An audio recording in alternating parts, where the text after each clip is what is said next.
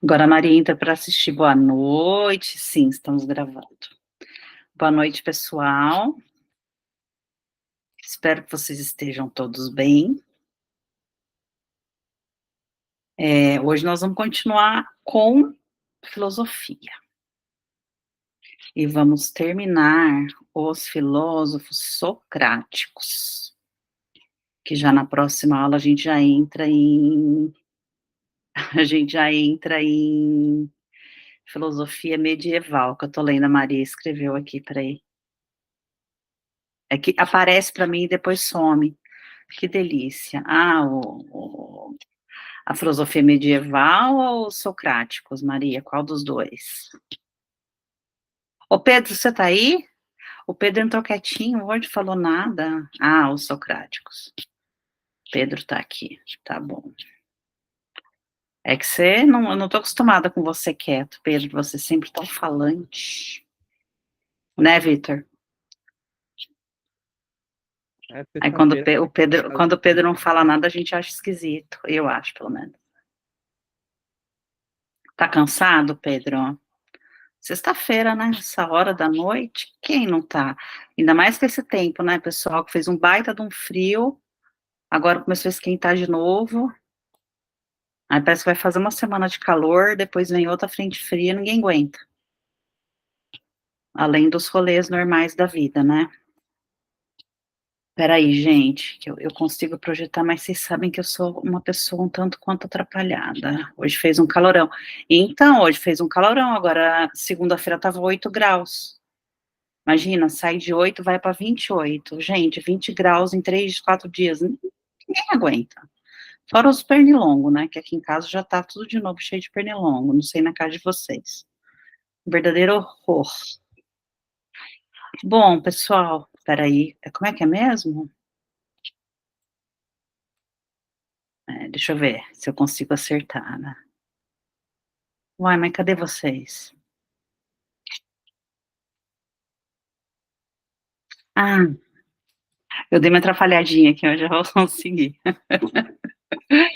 Bom, vamos lá. Então, a gente começou a falar dos filósofos socráticos, né, que é aqueles que começam a falar sobre os indivíduos, né, na diferença com os filósofos pré-socráticos, que eles vão falar da natureza, da physis, né. Então, esses filósofos socráticos começam a falar aí dos indivíduos, da racionalidade, a gente falou do Sócrates, do Platão, e hoje a gente vai falar do Aristóteles. Tanto Platão quanto Aristóteles tiveram muitos escritos, assim, né, então eles têm muitas obras publicadas.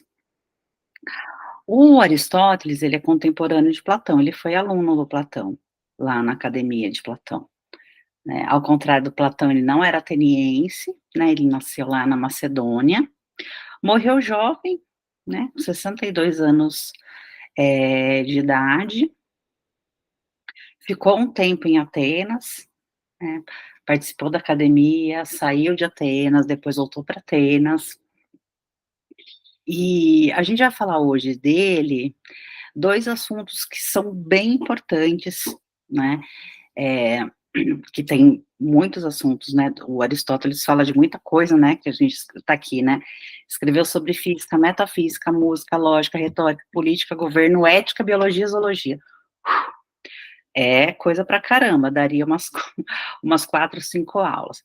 A gente vai falar sobre ética e política, em Aristóteles, que são dois pontos bem importantes, né, são dois assuntos que são bem cobrados no Enem, então a gente fez um recorte aí para trabalhar com esses dois temas desse filósofo, né. Passando aqui alguém, você já ouviu falar alguma coisa de Aristóteles? Não? Algum conhecimento? Ou nada, nada, nada? Que Aristóteles é famoso também. Eu acho que ele não é mais famoso que Sócrates, que eu acho que o mais famoso é o Sócrates, né? Dos antigos, assim. Mas Bem por Aristóteles é cima só. bem por cima. O que você ouviu falar dele, Vitor? Principalmente dele vir da escola, digamos assim, do Platão. Ah, sim. Ele foi, mas ele discordava do Platão em muita coisa, viu? Bem interessante, assim. Mas sim, ele veio da escola, foi importante. Os estudos que ele fez com Platão. E, se eu não me engano, era ele que tinha uma certa rixa com o Diógenes? Eu lembro que o Diógenes tinha uma rixa com um deles, eu não lembro de qual era. Eu acho que sim. Porque é o seguinte, o Platão, desculpa, ai, o Aristóteles, desculpa, volta lá.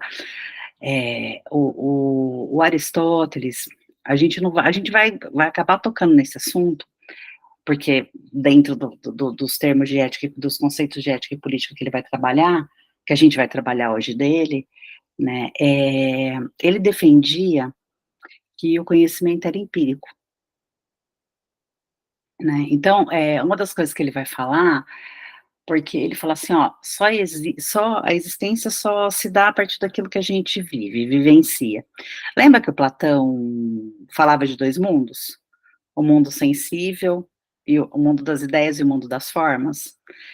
Era uma das divergências com o Aristóteles tinha com Platão, e com Dionísio também, né, porque pro Aristóteles, só existe esse mundo em que a gente vive, não existe, ele não faz a separação entre dois mundos, ao contrário do Platão. Vocês estão lembrados da aula passada? Sim, Vitor? Tá. Então ele é um filósofo empírico, isso eu não coloquei aqui, mas não tem problema, a gente pode falar um pouco disso, já que o Vitor tocou nesse assunto, né, então ele acreditava que a gente aprendia por meio da experiência, né, então as experiências traziam aprendizado, e dos temas, dos assuntos importantes que o Aristóteles falava, é sobre ética. E a ética, ele falava da ética da virtude, né? Então ele vai dizer assim, tem uma frase coloquei essa frase para ilustrar um pouco o pensamento dele sobre ética, que ele vai dizer assim, ó, não possuímos virtudes antes de as colocar em prática. Entrou Gabriela, entrou Vitor, boa noite, João. Pessoal, vocês pegaram andando aí, qualquer coisa a gente dá uma voltadinha, tá? A gente tá falando do Aristóteles, perdão. Eu estava olhando aqui para o meu slide, não vi que vocês tinham entrado. Qualquer coisa vocês param e a gente volta. Então, o que significa isso de não possuir virtude antes de as colocar em prática? Né? O Aristóteles, para ele, a ética era a prática, era aquilo que a gente fazia, não era em teoria. Né? O que é ser ético? Ser ético, o indivíduo considerado ético, a ética vem a partir das suas ações. Isso é bem importante para a gente querer falar, que o Aristóteles defendia. Né? Então ele vai dizer assim, ó, a ética ela opera no campo do possível. O que é isso? Né? É daquilo que a gente, enquanto indivíduo, pratica. E não é uma ideia. E não confundir também ética com moral. Né? O que é alguém sabe a diferença entre ética e moral? Essa é uma questão bem importante. Vamos lá, para a gente continuar. Pode chutar, se não souber. Só não põe no Google, senão não vale. Alguém sabe a diferença? A diferença do quê? É entre ética e moral. Ah, ética e moral. Isso. Se eu não me engano, a ética tem mais a ver Passo. com os costumes da sociedade, algo assim. E a moral? Eita, pro a moral, deu um branco aqui agora. Não tem problema. A moral é individual, mais do indivíduo em si. É, tipo isso. E a ética é coletiva. Exatamente. Sim. Tá. Perfeito, é isso mesmo. O que significa que o que pode mudar? A ética ou a moral? Oi? Como assim o que pode mudar? Ó, vocês colocaram o seguinte, a ética é do coletivo, certo? Sim, E a moral é individual. sim. O que pode mudar de acordo com a passagem dos tempos? Ah, elas podem Daqui ser 100 alteradas. anos, daqui 100 anos a gente vai estar pensando da mesma maneira? A gente vai ter os mesmos costumes? A gente vai ter os Prova- mesmos hábitos? Se tiverem pessoas que estiverem dispostas a preservar, sim. Tá, mas tem uma tendência a mudar, certo? Ó, pensa como quando a gente, há 100 anos atrás, a sociedade se comportava da mesma maneira? Não, Não. A gente teve mudança nos hábitos, no costume, certo? certo. Então, a gente teve mudanças éticas ou morais? Éticas, Perfeitamente. morais não. Exatamente. Uhum. Então, por que é importante que o Aristóteles vai colocar? Né? Ele vai dizer, ó, a ética é a ciência das condutas e tem como objetivo garantir ou possibilitar a conquista da felicidade.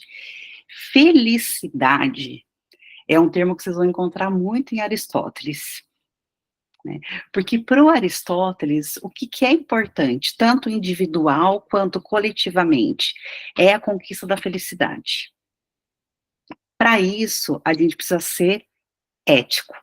Ah, Hugo, peraí, Hugo, mas a ética não influencia na nossa moral? A gente meio que acaba mudando, seja por circunstâncias internas ou externas. Claro, sim, Hugo, claro que influencia. Influencia, lógico. Mas tem coisas que são mudáveis. Ah, a Gabriele saiu, tomara que ela volte, deve ter perdido a conexão. É, tem coisas que são mutáveis. As sociedades são mutáveis, senão a gente não mudaria. Então, uma coisa interfere na outra, claramente, né? Mas a ética é individual, né? Você pode, a moral é um conjunto de normas, a ética é individual. E aí, uma coisa interfere na outra, sim, uma coisa interfere na outra, porque, por exemplo, se você acha que ser ético é passar a perna nas pessoas, para você é uma ética, é uma verdade, você vive bem assim, você não tem nenhuma crise com isso. Do ponto de vista coletivo, isso é correto? Não, Pera, você disse que a ética é individual e a moral é para todos? Eu confundi. sim, É isso? sim, Ah, eu achei que era o contrário. não, Tá bom, prossigo. não, se eu falei o contrário, eu me atrapalhei, pessoal, desculpa. Moral é coletiva e a ética é individual, moral muda de acordo com os tempos. Se vocês forem pensar, lembra a aula passada, Pedro, que a gente estava discutindo em sociologia, os tempos antigos? E eu nem lembro porque, a gente estava falando de cultura, né? É, que antigamente era considerado muito mais comum, por exemplo, você resolver seus problemas com violência, né? Então, sei lá, você pensa a idade antiga, idade antiga, idade média, assim, quem era considerado muito fora do padrão social, é, era tratado com extrema violência, não que hoje não seja, mas hoje é inadequado socialmente. Antigamente, não. É a mesma coisa os nossos valores morais. Eles também se transformam com o tempo, né? Mas o Aristóteles não vai falar ele não vai falar do moral, ele vai falar do ético. É que são dois termos que eu trouxe aqui na aula para a gente não confundir. Porque a ética, para o Aristóteles, e se a gente for estudar, mesmo fora desse filósofo, para ele, ser ético era pressuposto para você encontrar o caminho da felicidade. Isso é bem importante vocês entenderem. Tudo bem? Alguma dúvida? Alguma pergunta? Ok. E o que ele dizia também que é bem importante, A gente escolhe a maneira como a gente age eticamente, socialmente. De maneira ética, socialmente. É uma escolha do indivíduo, não é pré-determinado. Não é uma escolha do divino, não é algo não real, não concreto. Tudo bem? O Hugo escreveu aqui, peraí, Hugo, deixa eu ler. Ética verdadeiramente seria seguir o que no fundo a gente sabe que é o certo, independente de qualquer coisa. Sim, é aquilo que você faz o que sem ninguém tá vendo. Por exemplo, você agiria, deixa eu tentar dar um exemplo aqui.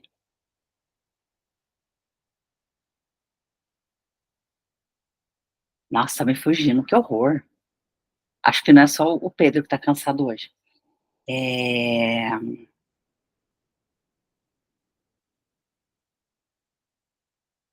Gente, é aquele, eu não tô conseguindo pensar em nenhum exemplo concreto agora, mas você teria o mesmo comportamento, alguém vendo, com pessoas vendo e com pessoas não vendo você?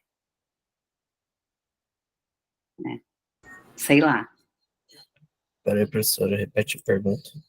Pedro, eu pensei assim, porque o Hugo fez uma pergunta, e eu estou tentando responder a partir de um exemplo, aqui não me está vindo um exemplo agora. O Hugo escreveu assim, ética verdadeiramente seria seguir o que no fundo a gente sabe que é certo, independente de qualquer coisa? Sim, é aquilo que você faz sem que ninguém esteja vendo.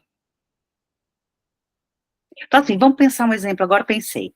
Você está tomando um refrigerante, uma lata de uma Coca-Cola, no meio da rua. O que se espera socialmente que você faça quando acaba esse refrigerante? Você jogue a lata no lixo, ou você guarde essa lata e descarte na sua casa quando você chegar, ou no seu trabalho, na escola, enfim.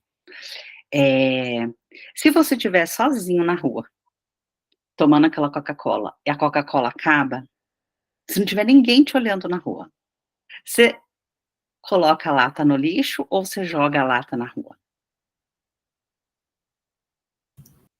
Provavelmente jogar no chão, né? Provavelmente você iria jogar no chão. Se não tivesse ética. Perfeitamente. Agora, se você tivesse com essa latinha de Coca-Cola na rua, boa, Pedro, mandou super bem na resposta, por quê? Porque o seu comportamento seria diferente se tivessem outras pessoas do seu lado, principalmente se tivessem, que aqui em São Paulo não acontece isso, mas eu sei que tem algumas ações no Rio de Janeiro, por exemplo, que tem multa. Se te pegarem, por exemplo, fazendo xixi na rua, você é multado. Ou jogando bituca de cigarro, não sei o quê. Mas se tivesse algum fiscal olhando, Pedro, você jogaria a latinha na rua? Como você falou que faria se não tivesse ninguém olhando? Eu não faria, eu disse que a outra pessoa faria. Não, Sim, não, não, ético. Pedro, exemplo, então eu faria. Digamos, eu não faria se tivesse alguém olhando, né? Porque eu seria multada, né? Ou porque eu tomaria um esporro. Mas se estivesse sozinha na rua, eu jogaria a latinha na rua. Ser ético seria não jogar essa latinha na rua, independentemente se tem alguém olhando ou não.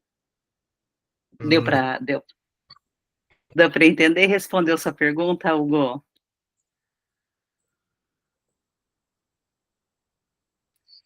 Eu diria, o Hugo colocou mais uma coisa no chat, ele escreveu assim, eu diria então que não só raciocínio, mas a capacidade de ser ético diferencia a gente de um animal. Do ponto de vista biológico, Hugo, o que diferencia a gente de um animal a gente somos animais racionais. A gente pensa, né? A gente tem a capacidade de pensar, a gente tem a capacidade de raciocinar. É isso que nos diferencia de um animal irracional, né? Então, tudo que vem depois tem a ver com essa racionalidade, esse raciocínio. A gente tem cérebro, a gente pensa, né? E os animais irracionais não, né? Então, a ética e a moral vem depois. Mas sim, respondendo sua pergunta, sim, é uma característica de nós, indivíduos animais racionais. Embora às vezes a gente não pareça, né, ser muito racional. Mas sim. Boa noite, Carlos. Nossa, o Carlos apareceu, andava bem sumido. Tudo bem com você? Pessoal, tranquilo por enquanto? Posso continuar? Alguma dúvida, alguma pergunta? Beleza. Bora pro próximo. Deixa eu ver o que é que eu já não lembro mais. Ah, sim. Ainda nessa discussão aí da busca da felicidade para o Aristóteles, coloquei vocês sabem que eu adoro o charge, né, porque eu acho ótimo para explicar alguns conceitos. Vamos lá. Tem uma charge aí da Mafalda, que eu não sei se vocês conhecem, mas eu amo. Vamos lá, então tem lá uma Mafalda. As pessoas esperam que o ano que está começando seja melhor que o anterior. A Mafalda responde, né, aposto que o ano que está começando espera que as pessoas que sejam melhores.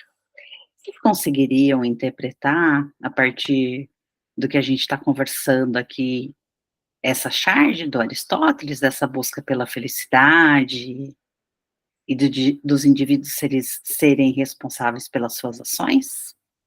Eu percebo que as pessoas esperam que magicamente as coisas melhorem, sendo que a melhora tem que partir delas. Não adianta você esperar que o ano novo seja melhor se você não é melhor.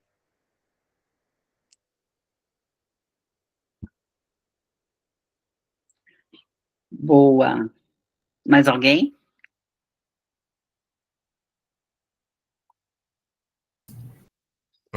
Então não diz ou não. Oi, Pedro. Acho que eu não tenho nada a dizer. Acho que Tá. não. Ô, Pedro, você tá cansado, mas você tá bem? Tirando cansaço? Eu tô. Por quê? Tá bom. Tá achando sua voz tá baixinha, tá até difícil de te ouvir. Vitor, mais alguém? Alguém quer falar? Eu adoro quando vocês falam, vocês sabem, né? Tanto que eu fico cutucando para ver se vocês falam mais.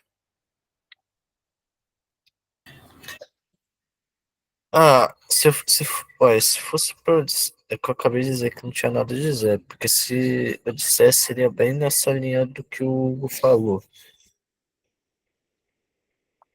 Que é o que Aristóteles diz. Essa charge a gente usou, eu coloquei essa charge para ilustrar exatamente o que o Aristóteles está dizendo, né? Então, ele fala assim, a busca pela melhora, a busca pela felicidade é parte dos indivíduos, e não de algo que venha de algum, ou de qualquer outro lugar, né? Então, por isso que colocar, as pessoas esperam que o ano que está começando seja melhor. Todo mundo espera, na verdade, né? E a gente faz um monte de promessas de ano novo. Mas o que a gente faz de fato para que seja melhor? Isso mesmo, nós fazemos o ano e o ano faz a gente. Sim, para Aristóteles é isso. Ele vai defender essa ideia. Tranquilo? Coloquei só para dar uma ilustrada, assim. Acho que ajuda. Então, resumindo, só, tipo, para ele as coisas vão acontecer por parte dos indivíduos. Sim. Tá bom. Sim. Que não vai. É a continuidade, Pedro, daquela discussão que a gente vem fazendo, né, que é uma diferença aí da filosofia socrática, dos filósofos socráticos para os filósofos pré-socráticos, né, que a explicação para o funcionamento da sociedade está na racionalidade, né. Os pré-socráticos falavam da arche, que era a natureza, né, da physis, que era a natureza, perdão, e os socráticos, eles vão falar dos indivíduos, né, então não se busca qualquer explicação para qualquer coisa que não esteja no campo da racionalidade, daquilo que seja comprovado que existe, né, então não dá para dizer para eles que,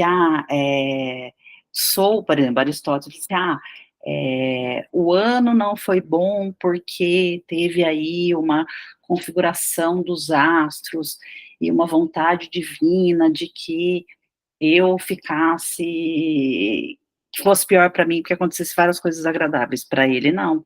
Para ele é individual. Faz parte da ação dos indivíduos e das condutas. Tudo bem?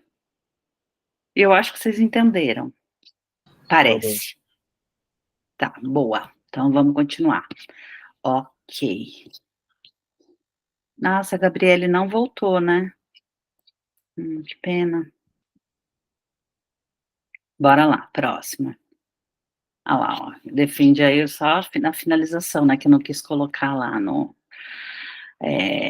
Ele defende o uso da razão para assegurar a felicidade. É isso. Então depende da gente. Vocês interpretaram perfeitamente, né? Só para finalizar mesmo. E aí, um segundo ponto que é bem importante na teoria aristotélica, peraí, fala o Hugo, a prova de que ele está certo é que é tudo subjetivo, o ano pode ser ruim para um e bom para outro. É que assim, é verdade, Hugo, é que assim,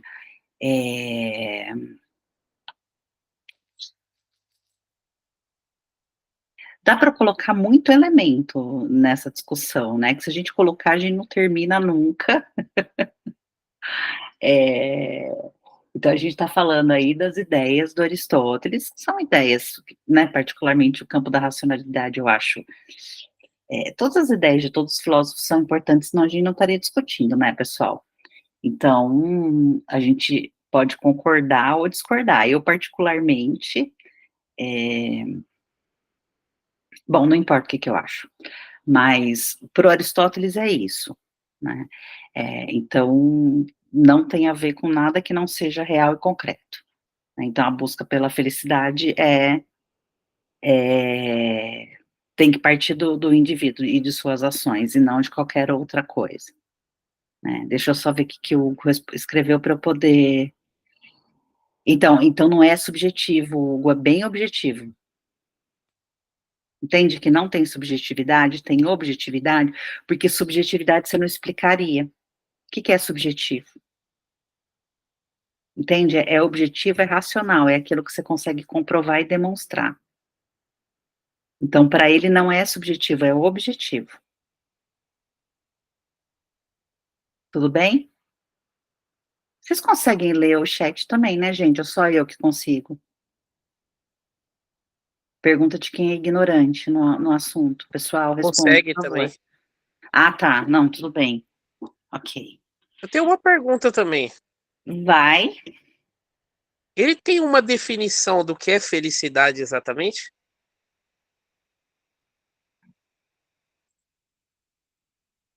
É a busca pelo bem comum.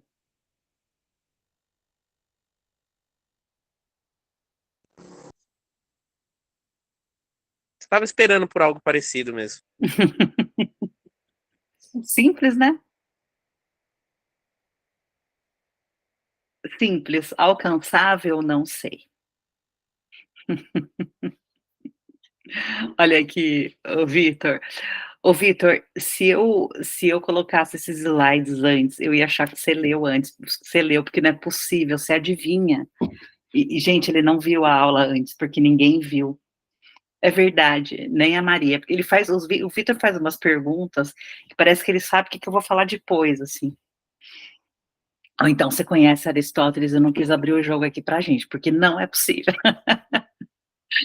Um outro assunto, é verdade. Um outro assunto que é importante em Aristóteles é a política. E aí, olha só, na filosofia aristotélica, a política é um desdobramento natural da ética.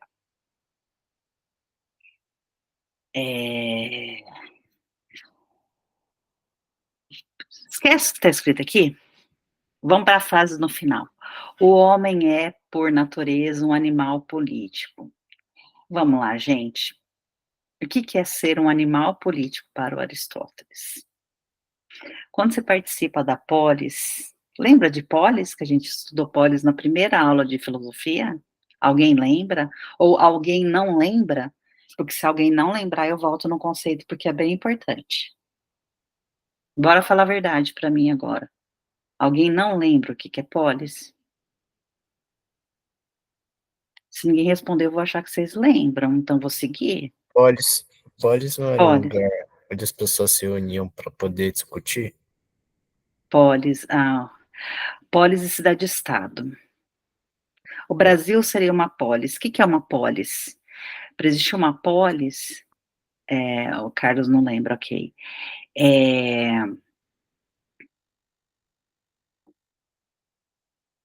O Brasil seria uma cidade-estado. Vamos voltar na primeira aula lá, para gente relembrar o conceito de polis. A gente apresentou um mapa de Atenas, da Grécia, lá da época que a gente discutia a filosofia antiga, e a Grécia era um território, certo?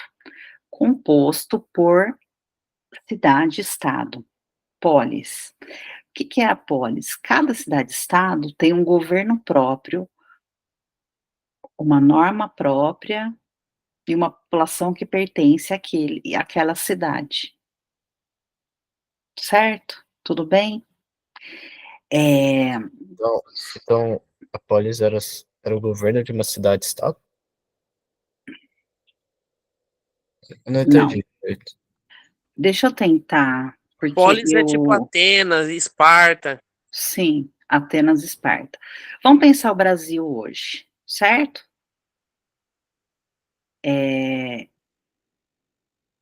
A gente tem um governo central, não tem? Não tem um presidente da República, um vice-presidente, um Congresso Nacional constituído por Senado e Câmara e a Justiça Federal pelo STF e STJ. Tudo bem? Sim. Até aqui? Sim. Ok? Tá. Aí, o Brasil está separado por estados e municípios, certo? Então, nos estados, a gente tem governador e vice, a gente tem deputado estadual, deputado e deputado estadual.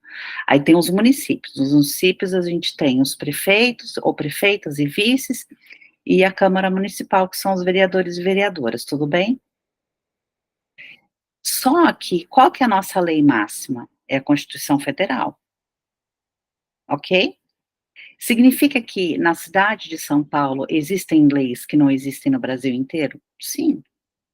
No estado de São Paulo, existe leis que não existem no Brasil inteiro? Sim.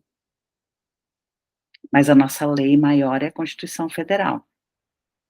Se a gente fosse polis, São Paulo seria uma polis. Então, a gente teria a nossa Constituição. A cidade de São Paulo seria uma polis. A gente teria a nossa Constituição, o nosso governo, a nossa autonomia. A cidade de Santo André seria uma outra polis, que teria o seu governo, o seu povo e a sua Constituição. Entende essa diferença? Então, o Brasil, eu não sei quantos municípios tem o Brasil, se alguém quiser dar um Google aí, por favor, e verificar, porque eu não faço nem ideia, mas a gente teria no Brasil não sei quantas mil polis. Cada município teria um governo próprio, uma lei própria, uma população própria. Deu para entender? Segundo o Google, o Brasil tem 5.565. Obrigada, Vitor. Então, a gente teria 5.565 polis. Cada um com autonomia para ter o seu governo e a sua lei. Oi, Pedro. Tá bom. Deu para entender? Tranquilo? Mas a gente não é uma polis, a gente é um estado federativo. Então, os municípios e os estados têm autonomia, mas a soberania é do poder central. Por exemplo, eu posso criar uma lei aqui no município de São Paulo que contradiga a Constituição Federal? Não, não posso. Mas eu posso criar, por exemplo, o rodízio municipal de carros, de veículos, porque daí não vai contradizer a Constituição, não tem nada na Constituição que diga que é proibido criar o rodízio em município, isso pode acontecer, mas, por exemplo, o município de São Paulo não pode falar assim, olha, a gente não vai investir mais nenhum centavo em educação. A prefeitura, a Câmara do município de São Paulo podem fazer isso? Não, porque isso é constitucional, isso é lei, é norma federal. Se a gente fosse polis, a gente podia fazer o que a gente quisesse, porque a gente teria a nossa própria legislação. Tranquilo isso, porque isso é bem importante de entender. Só para deixar uma correção ou uma ajuda aí. Ele estava Vamos? na dúvida sobre o lugar onde era feita a política, lá se chama Ágora. Agora que era a praça, onde eram Isso. feitas as assembleias. Exatamente. Então, quando o Aristóteles fala que o homem é um animal político, é um animal político porque ele participa da polis, né? Então, quando ele fala da política, a política é o que regulamenta a nossa vida. Tudo é político para o Aristóteles, né? Então, o político não é só discutir eleição a cada 2 anos. Política tem a ver com o nosso cotidiano, tem a ver com o que a gente faz, e tem a ver com a felicidade coletiva, pro Aristóteles, tá, gente? Sempre partindo do pressuposto que a gente está falando do Aristóteles, isso é como ele pensava, ok? Então, ele dizia o seguinte, qual que é a função de um governo? É a felicidade coletiva da polis. É a felicidade coletiva. O que está dizendo? A função do governo é governar para o bem comum, para que todos sejam felizes, para que todos alcancem a felicidade. Tranquilo? Tudo bem? Tá. Tá. Então vamos lá. Porque agora vai dificultar só um pouquinho, por isso que eu quero saber se até agora posso seguir? Tá. Termina aqui? Não termina. Vamos lá.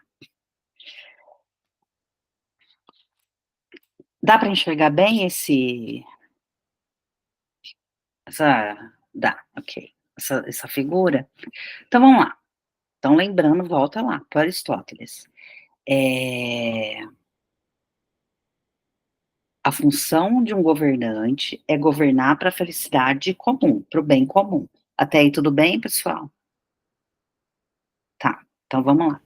Ele vai dizer o seguinte, só que tem 2 formas de governo. As formas ideais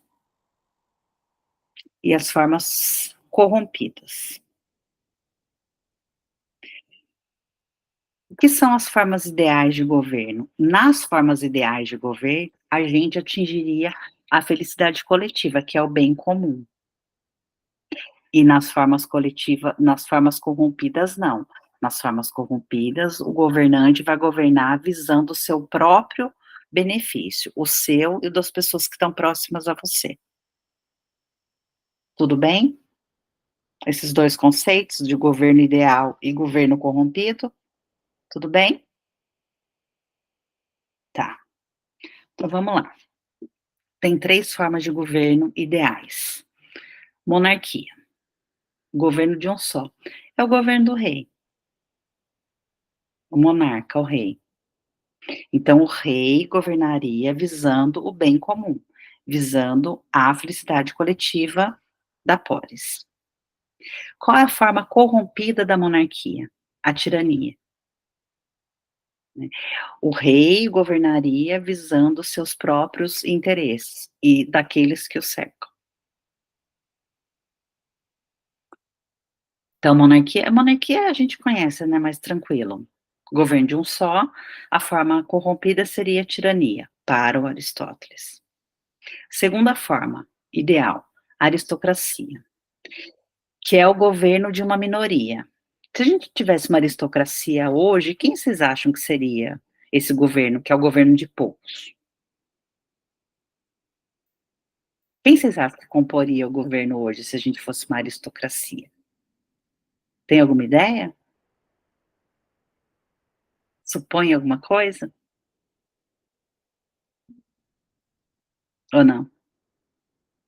A diferença de aristocracia e oligarquia. Oi, Pedro, Qual que você está falando? da aristocracia, que é o governo de poucos.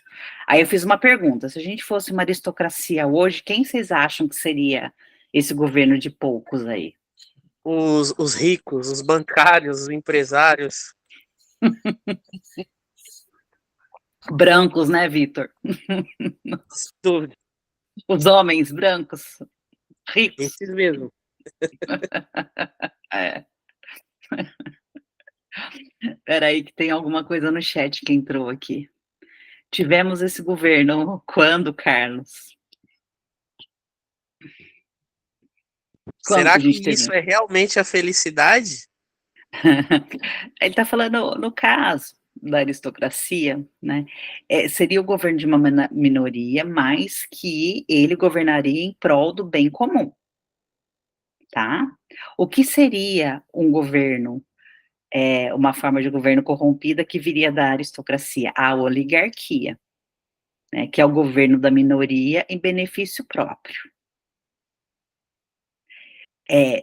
Perceba, Vitor, o Aristóteles faz uma divisão que a gente não está acostumado a ver. Então, ele vai dizer assim, ó, qual que é o objetivo do governo? Primeiro ele diz assim, o objetivo do governo é governar para o bem comum da polis, a felicidade coletiva. Mas aí ele vai dizer assim, todo governante governa visando o bem comum? Ele vai dizer não, nem todo. Então ele faz uma divisão, ele vai dizer, existem duas formas de governo, as formas ideais e as formas corrompidas. Então, nas formas ideais, a gente tem a monarquia, a aristocracia e a democracia, que podem se corromper. Então, é isso que a gente está explicando Eu, agora. eu creio que seja utópico demais. Então, é que você tem que pensar que o Aristóteles escreveu lá em 300 e trelelê antes de Cristo. Entende? Que tem uma diferença do momento histórico muito grande, né? Mas eu Mas acho se que até você na época já era utópico, sei lá. Pois é. Mas se você for pensar bem, Vitor, então, só para eu quero falar sobre isso, mas eu acho que aí a gente tem que falar de democracia primeiro. Então, a oligarquia seria o governo da minoria em benefício próprio, né, que seria a forma corrompida da aristocracia. E a democracia, né, que é o governo da maioria em benefício de todos. E a forma corrompida é a demagogia, o governo da maioria manipulada pelos demagogos, e que é aquilo que vai ser, de novo, olhar para o bem individual. O que é demagogo, né? Peraí, que o Hugo escreveu e o Pedro falou. Ô Pedro, você consegue falar um pouquinho mais alto, por favor? O que Que eu tô são com dificuldade para te demagogos? ouvir. O que são demagogos? Demagogos é aquele que fala, mas não faz. Sabe? Hugo, eu já vou para sua pergunta, tá? Só responder Pedro aqui. Pedro, sabe aquele, vamos lá, esse ano a gente está com eleição para prefeito, né? A gente tem vários candidatos à reeleição, em diferentes cidades. Aí você tem um candidato à reeleição, que o candidato é o atual prefeito ou prefeita da cidade. Aí ele vai falar, não, vou fazer isso, aquilo outro, ppp. Aí você olha os últimos 4 anos da gestão dessa pessoa que é candidata, mas que é o atual prefeito ou prefeita da cidade, ele fala assim, mas ele está falando que ele vai fazer isso, aquilo outro, mas ele já ficou 4 anos e ele não fez absolutamente nada do que ele está dizendo que ele vai fazer nos próximos 4 anos. Isso seria demagogia. Entende? Eu vou tentar achar uma forma para escrever isso, mas tá bom. Promete, mas não cumpre. Né?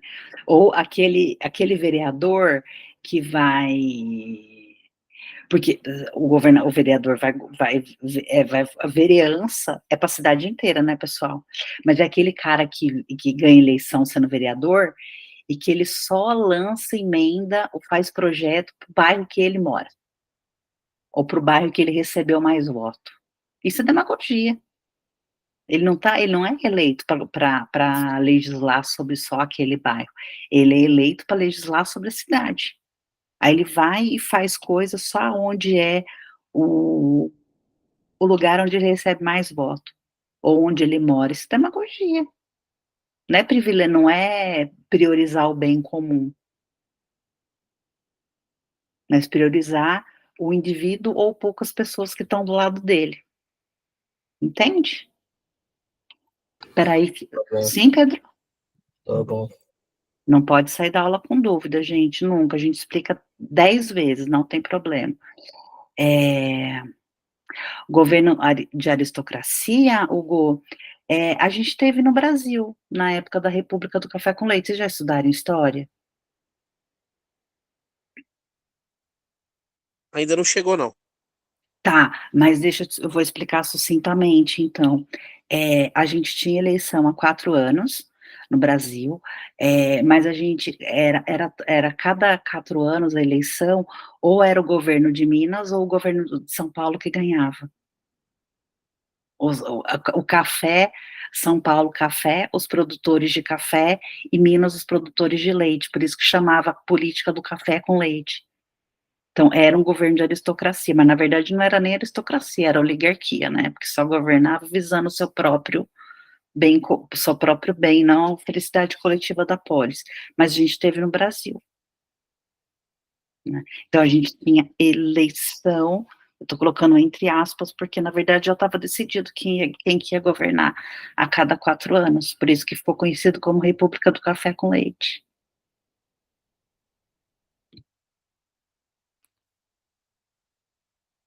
Tudo bem, Hugo, respondido? Sim, tá. Essa governa o mundo. Eu não sei o que o Carlos escreveu aqui que governa o mundo. Eu não sei o que o Carlos escreveu sobre o que ele está dizendo, mas, Carlos, não dá para dizer nada e colocar numa regra geral, assim, que serve para todo mundo. Né? Nenhuma forma de governo, nem ideal, nem corrompida, né? Sempre tem distinções, assim. Então, generalizar dessa maneira eu acho perigoso. Né? Sempre vai ter suas singularidades. Né? Tranquilo, pessoal, essa diferença. Ó, Gabriele, voltou. Tranquila, porque isso é bem importante em Aristóteles, assim. A minha internet caiu, desculpa, viu? Não precisa pedir desculpa, não, é que eu achei estranho você sair, porque geralmente você participa. Eu falei, Gabriele deve ter perdido o sinal. Depois você volta, qualquer dúvida você escreve depois que a gente tira, tá? Tá bom, pô, obrigada. Imagina. Porque, gente, se a gente for pensar, essas formas de governo vigoram até hoje, principalmente democracia, né? Se a gente for pensar no nosso país, a gente vive um país democrático. Democrático com lá as suas dificuldades, né? Democrático e desigual, enfim. Mas não deixa de ser Quase uma democrático. demagogia. Você acha, Vitor? Eu acho. Por quê? Porque tudo que tá ali, a antítese da democracia, acontece aqui, né? Uhum. Defina tudo. Ó, lá vem vocês com essas generalizações que eu não gosto, hein? Ah, Porque o governo é pra uma certa minoria. uhum. Banata. Mas todos? Olha, quem não é, ou acaba se corrompendo, ou acaba fora do jogo, então. Sei. Mas é a gente que elege, não? Sim. Mas é o Hum, que eu falei, por mais que a gente eleja alguém diferente, ou sei. ele acaba se corrompendo no meio do caminho, ou ele é, tipo, tirado do jogo, seja, tipo, até mesmo acabando com ele mesmo. Tá, então vou fazer um exercício com vocês, se vocês quiserem responder. Vocês sabem que eu gosto de uma boa provocação, né? Bora. Mas é bom para a gente pensar, um minutinho só, Carlos, para a gente pensar. Levando em consideração as formas de governo de Aristóteles, as ideais ou corrompidas, daí vocês fiquem à vontade. Se fosse para escolher uma para viver, quais vocês escolheriam e por quê? Você quer responder, Carlos, ou quer falar outra coisa? Que o Carlos levantou a mão em tese, pelo menos pareceu para mim aqui. Então, boa noite a todos mais uma vez. Eu queria dizer que o Brasil é o país mais democrático do mundo que é forçado a votar. Isso prova a democracia. E o país, eu ficaria ainda com um país socialista chamado Finlândia. Sei, por quê? Porque um país que ele é exemplo para o mundo. E é um país socialista, diga-se de passagem. Não é democrático, Uhum. é socialista. Não é Mas é um democrático. exemplo. Não é. Ele é Não, entendi. socialista. É, é um exemplo para o mundo. Ah, se toda a democracia fosse igual ao socialismo da Finlândia, o povo viveria bem, como lá vive. É o país mais feliz do mundo. Pois é, mas o problema, Carlos, é que assim, se fazer uma comparação com países cuja população é infinitamente menor, né, do que o Brasil, por exemplo, né, um país que não foi colônia, pelo contrário, um país que foi colonizador, né, então fazer essa analogia, você não parte das mesmas condições, entende? Então acho, não dá para fazer essa analogia. Porque você está comparando coisas bastante distintas. E Mas outra coisa, nós temos a China. É socialista.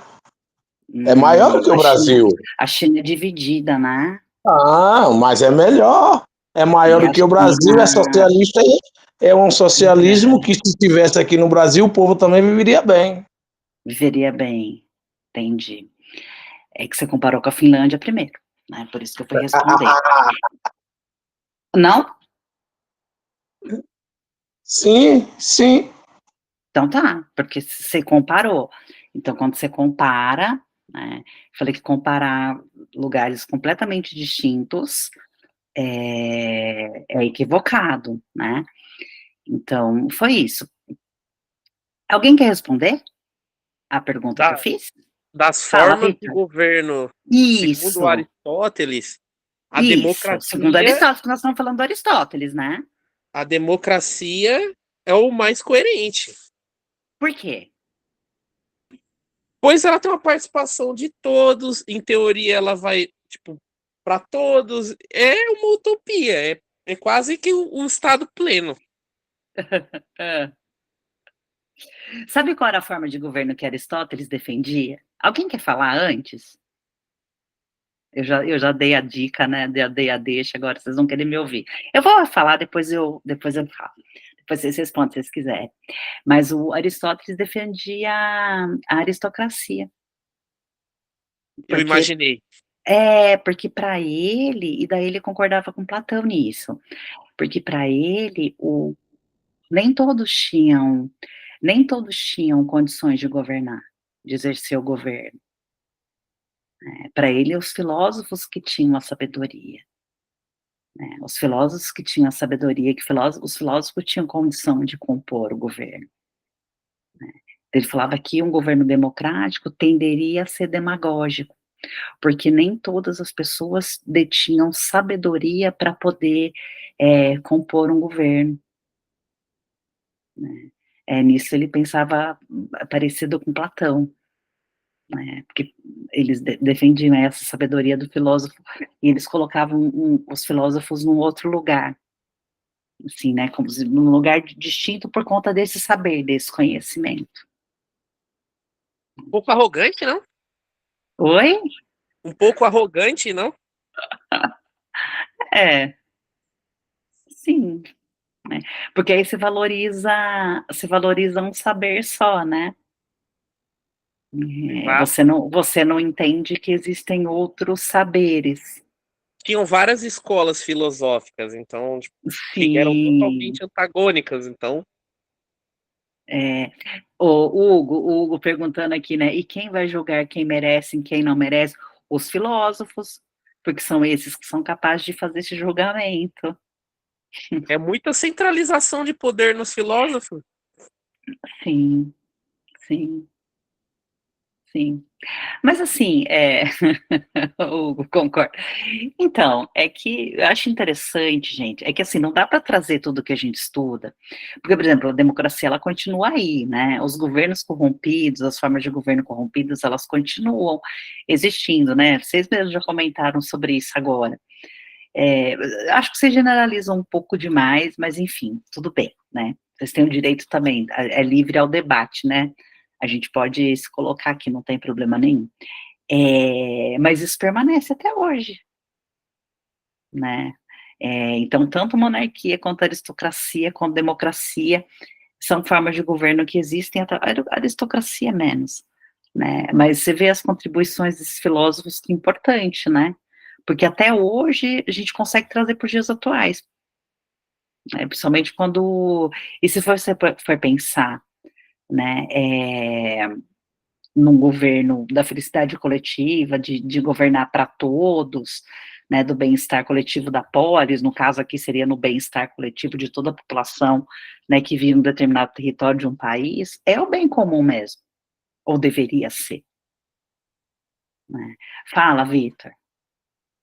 Eu digo mais, se isso realmente tivesse Diga. acontecido e o poder fosse centralizado na mão dos filósofos, olha, sabe o que aconteceu com Sócrates, que como fizeram, ele bebeu veneno e tudo mais? A cicuta lá, Sei lá, depois de uns 50, 60 anos deles no poder, eles estariam fazendo pessoas beber isso. Sei lá, eu acho que o poder ia acabar corrompendo eles. Acaba virando uma oligarquia, Sim, utilizando os termos aqui do Aristóteles, tá? Pra gente sim. já ir guardando. Entendi. Nunca saberemos, né? Porque depois mudou tudo, enfim. Mas era o que eles defendiam na época. Tranquilo, gente? Acabou, esse foi o Aristóteles. Eu acho que acabou o slide, deixa eu ver. Acabou. Não fiz questão hoje, tô boazinha, né? Que vem eu trago mais. Alguma dúvida, alguma pergunta? Fácil, né? Foi aula excelente hoje, gostei. Obrigada.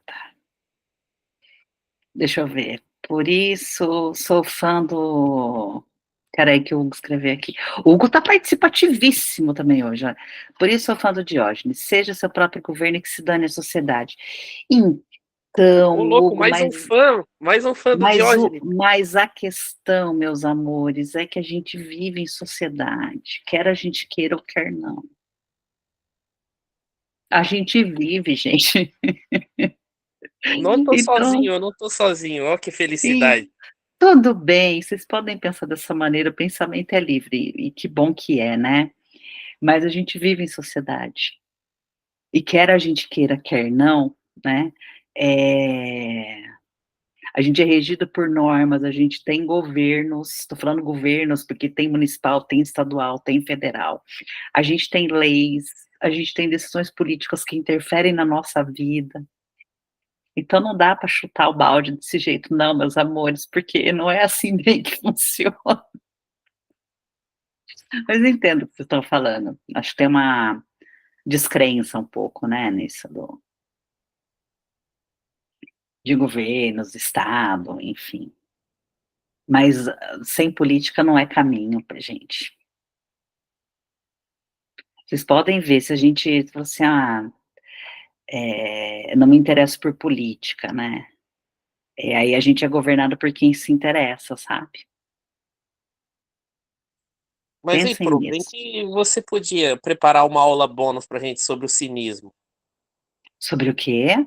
Cinismo Cinismo. é a escola do Diógenes. Ah, tá. Ok. Perdão. Eu pensei em outra. Nossa, você não sabe para onde foi minha mente, Hugo, agora. Nossa. Ainda bem que eu não falei. Tá. Tem que ser aula bônus mesmo. Mas vou pensar, tá bom? Fala, Carlos.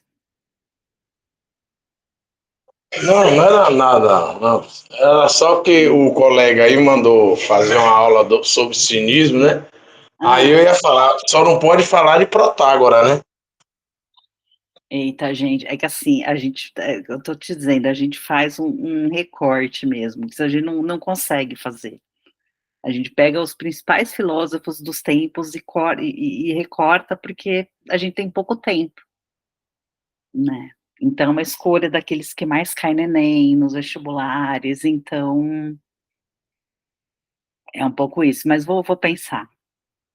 Vocês são tão ativos nas aulas, aí quando vocês fazem um pedido, a gente tem que levar em consideração. Aí a gente estica um pouquinho o horário, né, Vitor? Vocês vão ter que me aturar por mais um tempinho. Mas vou pensar com carinho, tá? Nem que a gente fale só um pouquinho, assim, sei lá, uns 20 minutos, tá bom? É que você falou cinismo, a gente tava falando de governos, e tava falando de política, eu pensei em outra, não sabe onde foi minha mente. No último dia de aula eu falo para vocês. Pode me cobrar, tá bom? Porque eu não vou lembrar, mas aí vocês me cobrem, agora eu não vou falar não. E eu falo depois que... Bom, peraí. Vamos encerrar a aula, boa noite, deixa eu desligar, que daí eu continuo falando, peraí. Parar a gravação.